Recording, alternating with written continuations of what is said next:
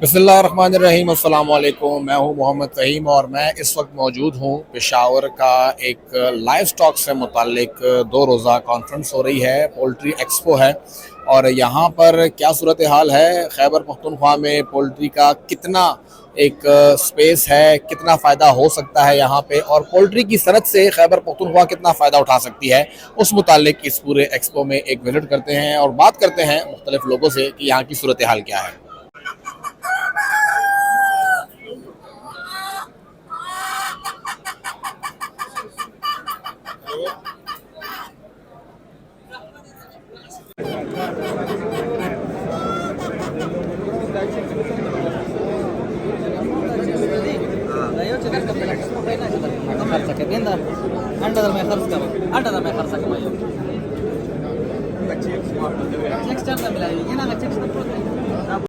जी, इस वक्त डॉक्टर सलीम खान साहब मौजूद हैं हमारे साथ, जो कि डायरेक्टर हैं मानसहरा में जो एक रिसर्च सेंटर है एक लाइव स्टॉक का वहाँ पे। और यहाँ पे हमारे साथ कुछ रैबिट्स हैं, खरगोश हैं, इनसे मुताल्लिक इन्होंने एक मॉडल रिसर्च इंस्टीट्यूट बनाया है। डॉक्टर साहब, क्या है ये और इस खरगोश में खासियत क्या है? इसमें मेन खासियत ये है कि एक तो ये जो है ना, ये यूनिक किस्म का अंगोरा रैबिट है। हमने ये नेपाल से इसको किया ना, इम्पोर्ट किया है ना। ये 2016 से हमने मॉडल फार्म बनाया हुआ है और लाइव स्टॉक एक्सपेरिमेंट स्टेशन जावा में। तो ये जो उधर लोकल कम्युनिटी है, हमें एक एक पेयर मतलब वो देते हैं उनको, उसकी मतलब इसके लिए एक तो ये है कि ये पालने में बड़ा आसान है, इसमें कोई और खर्च एक्स्ट्रा खर्चा नहीं आता। आप जो आम जो मतलब सब्जी जैसे खिलाएंगे, सब्जा शोताल खिला लें, मतलब जो भी पालक और जो साग बचा कुचा जो किचन वेस्ट होगा वो आप उन्हें खिलाएं। ये तकरीबन आप रखें। इसका ये फायदा है, एक तो आपको खुराक के लिए भी इस्तेमाल करते हैं। जो दूसरी जो इसकी फर है वो बहुत कीमती है, उससे उससे मतलब है वो लोकल मार्केट में अगर उससे सेल करें तो तकरीबन 4-5 हज़ार तक किलो बिक जाती है। दूसरा ये कम अज़ कम जो साल में जो है ना 20 से 30 आपको जो उसको ऑफस्प्रिंग बच्चे इसके आएंगे ना। तो यानी एक पेयर जो आप दे रहे हैं लोगों को एक सब्सिडाइज रेट में, वो एक साल के अंदर 20 बच्चे तक पैदा कर सकता 20 है। से तकरीबन 30-35 तक बच्चे से इसके आएंगे। और क्या रेट है इसका? ये हम 3200 में एक पेयर देते हैं। अच्छा, आप 3200 में एक पेयर दे रहे हैं, मार्केट में क्या रेट है इसका? मार्केट में जो लोकल फार्म लोगों ने बनाए हैं अहमदाबाद में, उधर जो उस इलाके में, तो वो तकरीबन 15 से 20 हज़ार तक पेयर देते हैं ये। अच्छा, जो 15,000 का पेयर है वो आप 3,000 में दे रहे हैं। एक तो आपने फर की बात की इसकी, कितने टाइम में इसका फर रिमूव होता है या कितने टाइम में प्रोडक्शन करता है, और साल में कितना होगा? ये साल में तकरीबन 3 दफ़ा इसकी हम शीयरिंग करते हैं और तकरीबन ये आधा किलो से तकरीबन तकरीबन 500-600 ग्राम सालाना इसकी मतलब इस साल में। अच्छा, मतलब अगर मैं आपसे एक पेयर लेता हूं तो मुझे इसकी फर रिमूवल के लिए भी आपके पास आना पड़ेगा? नहीं नहीं नहीं, ये इसके फार लेबर के दो तरीके हैं। एक जो है ना, मतलब चाइनीज जो लोग उसकी प्लकिंग करते हैं उसको, वो तो बहुत मतलब जुल्म है। हम आम कैंची से जो है ना, वो ब्लंट कैंची हो, इसकी मतलब एजेस शार्प ना हो, तो उससे आप उसकी मशीन की जरूरत नहीं इससे कटाएगी आप इससे। अच्छा, मतलब आप कह रहे हैं कि अगर आपको कोई फर नहीं बेचता तब भी ठीक है, खैर है। फर तो बिक जाता है, लेकिन मसला नहीं, आप मार्केट में तो तकरीबन इससे साथ है वैसे। अच्छा, इसकी एज कितनी है? यानी अगर आप एक पेयर दे रहे हो तो वो पेयर कितना अर्सा तक जिंदा रहेगा? ये पेयर में बेसिकली हम जो है ना, पेयर में ऐसे कैचेस में रखते हैं ना, मतलब 2x2 उसका फुट का जो है ना, वो उसको पिंजरे में से पालते हैं। तो ये अगर आप केजेस में रखेंगे तो इसकी लाइफ स्पैन तकरीबन 7 साल तक हो गई है। अच्छा, और ये केजेस में रखा जाएगा, खुला नहीं? ना, खुला भी रख दे। खुला ये में ये कि इसकी जो फार जो होती है ना, वो मतलब गंदी हो जाती है, वो मतलब वो उसकी सफाई वो बड़ी मुश्किल होती है फिर ना, क्योंकि तकरीबन इसकी फार 4 इंच तक जाती है, 3-4 इंच। तो वो जब गंदी हो जाएगी उसकी सफाई का बड़ा मसला है ना। तो अगर बाहर रखेंगे तो वो भी है, लेकिन ये कैजेस में एक ये कि साफ सुथरा होगा। और दूसरी बात ये कि इस मतलब ये कि वो उसका फर साफ सुथरी होगी। दूसरी, अगर बाहर रखेंगे तो इसकी लाइफ स्पैन थोड़ी वो कम होती है, तकरीबन 5 साल तक जाती है। आपने अभी तक कितने जो पेयर्स हैं वो आवाम में तकसीम किए होंगे? हमने तकरीबन बहुत इस साल तकरीबन हमने 50 पेयर तक सेल किए अभी तक ना। तो अभी भी हमारे पास तकरीबन यो 15-20 पेयर हमारे पास है। तो और तरीकेकार क्या है इसका? कैसे आपके पास लोग आएंगे, दरखास्त देंगे? वो इधर हमारे लोकल जो एडवर्टाइजमेंट भी करते हैं, वो आते हैं, फॉर्म फिल करते हैं, शनाख्ती कार्ड की फूड स्टेट देते हैं हमें, तो उनको हम ऐसे ही देते हैं तकरीबन 3200 रुपये की। और ये फर किस काम आती है फिर? इस पे ऐसे जैकेट भी बनती है, जर्सी भी बनती है।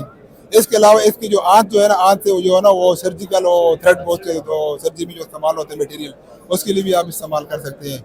और खुराक की इस मतलब ये कि इसका जो गोश्त है वो भी, इसमें कोलेस्ट्रॉल कम होता है और वो भी इसके लिए इंशाल्लाह बेहतर है। Thank you sir. सर हमारे पास 5 कमर्शियल ब्रीड्स हैं, जिनमें ये सबसे पहले ऑस्ट्रोलार्प है, ऑस्ट्रेलियन ब्रीड है। इसकी क्वालिटीज़ ये है कि एग ज़्यादा देती है। दूसरा ये है कि 4.5 से 5 महीने में एग स्टार्ट कर देती है। दूसरा डुअल पर्पज़ है, इसके मेल और फीमेल दोनों का वेट ज़्यादा होता है, तो इसको हम डुअल पर्पज़ के लिए यूज़ कर सकते हैं। ये 300 प्लस एग्स देती है। रिपोर्टेड ज़्यादा है, लेकिन हमारे इन्वायरमेंट में, पाकिस्तान के इन्वायरमेंट में 300 प्लस ये चली जाती है। इसके बाद सर हमारे पास RIR है, 250 to 300 तक एग्स देती है, और ये भी डुअल पर्पज़ ब्रीड है, अमेरिकन ब्रीड है। हमारे पास प्लाईमाउथ है, प्लाईमाउथ भी अमेरिकन ब्रीड है, और ये भी डुअल पर्पज़ ब्रीड है। इसके बाद सर हमारे पास ये गोश्त और अंडे दोनों के लिए होती है। मतलब जो हमारी कमर्शियल ब्रीड्स है, white leg horn, white egg वाली, उसमें यह है कि वो सिर्फ जो है वन पर्पज़ है, वो सिर्फ एग्स देती है, उसकी बॉडी वेट बहुत कम होता है। तो अगर हम जब उसको अंडों के बाद जब ज़िबा करना चाहें तो हमें इतना गोश्त नहीं मिलता। इनका ये है कि ये एग्स भी मिलते रहते हैं, और जब हम ज़िबा करना चाहें तो ये मार्केट में गोश्त भी इसका अवेलेबल हो जाता है। इसके बाद हमारे पास अलबलादी और फयूमी ब्रीड्स हैं, ये मिस्र की ब्रीड्स हैं। इनका बॉडी वेट तो कम होता है, लेकिन ये है कि ये हार्डी ब्रीड्स हैं, ये बहुत सख्जान होती हैं, बहुत एक्टिव होती हैं। ओपन एनवायरनमेंट में, बैकयार्ड में हम इनको बहुत अच्छी तरह रख सकते हैं। इसके अलावा हमारे पास सर लाइट ससेक्स है, इंग्लैंड की ब्रीड है। इसके अलावा हमारे पास इंडियन ब्राह्मा है, सिल्की ब्रीड है चाइना की। ये डुअल पर्पज़ और फैंसी पर्पज़ ब्रीड्स हैं, ऑर्नामेंटल। ये एग्स भी देती हैं, और इसके अलावा मतलब जो एस्थेटिक क्रिएशन होती है वो भी इनसे डेवलप हो जाती है। और तीसरे नंबर पे इनका गोश्त भी अच्छा होता है और गोश्त ज़्यादा भी होता है। औसतन कौन सी मुर्गी ज़्यादा अंडे देती है? सर औसतन हमारे पास जो है ऑस्ट्रोलार्प सबसे ज़्यादा अंडे देती है, उसके बाद RIR है, फिर हमारे पास अलबलादी है। जो हमारी ऑस्ट्रोलार्प है 300 प्लस एग्स देती है, 300 प्लस, 300 to 320, साल के 300 अंडे, 300 से 320 तक ये दे देती है। जो RIR है उसके बाद आती है वो 250 to 280 to 300 तक ये चली जाती है। इसकी ये रेंज होती है।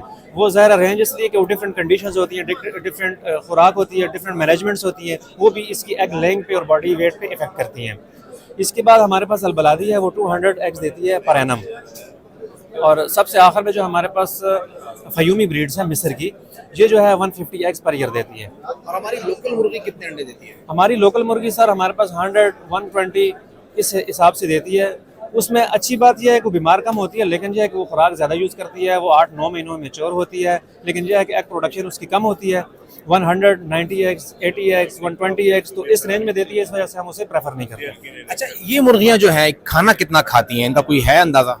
सर ये जो हमारी RIR ऑस्ट्रोलार्प हैं, ये 120 ग्राम 125 ग्राम पर डे हम इनको देते हैं, जो कमर्शियल फीड अवेलेबल है। इसलिए उसको स्टैंडर्ड रखा है कि उसमें खुराक पूरी होती है, न्यूट्रिएंट्स पूरे होते हैं, तो 125 ग्राम तो ये एग्स दे देती हैं। जो हमारी दूसरी अलबलादी फयूमी है, ये 110 ग्राम पे एग्स देती हैं पर डे। इनकी खुराक है जो कमर्शियल फीड्स अवेलेबल है। अगर हम इनको डोमेस्टिक लेवल पे ले जाएँ तो वहाँ पर इनको खुराक ज़्यादा नहीं पड़ती है, क्योंकि उनमें इसको वो जो कमर्शियल फीड है उसमें न्यूट्रिएंट्स अवेलेबल हैं, लेकिन जो दूसरी फीड है इसमें न्यूट्रिएंट्स कम होते हैं, तो वो फिर ज़ाहिर उसको पूरा करने के लिए वो ज़्यादा खाती हैं। इस 2 रोज़ा जो एक्सपो है उसमें बहुत सी चीज़ें सामने आई हैं, बहुत सी चीज़ें रहती भी हैं। यहाँ पे मुख्तलिफ स्टॉल्स लगे हैं जो अद्वियात से मुतालिक भी हैं, ब्रीड से मुतालिक भी है, प्रोडक्शन से मुतालिक भी है, और काफ़ी कोशिश की जा रही है कि किसानों की मदद की जा सके, जो यहाँ पे मुख्तलिफ किस्म की ब्रीड्स पे काम कर रहे हैं उनकी मदद की जा सके। खैबर पख्तूनख्वा में पोल्ट्री की सनत में अभी भी बहुत ज़्यादा गैप है, बहुत ज़्यादा ज़रूरत है जो कि पूरी करनी है, और हम अभी तक पंजाब के ऊपर ही इन्हिसार किए हुए हैं।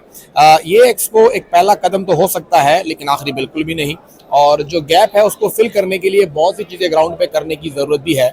यहाँ पे कई नए नए डायरेक्टरेट्स खुद भी मैंने देखे कि यहाँ पे लाइव स्टॉक के अंदर, एग्रीकल्चर के अंदर, वाइल्ड लाइफ के अंदर बलाशे बहुत ज़्यादा यहाँ पर हमने देखा कि डायरेक्टरेट्स काम कर रहे हैं। एक बहुत बड़ी फ़ौज है मुलाजिमीन की, वो काम कर रही है।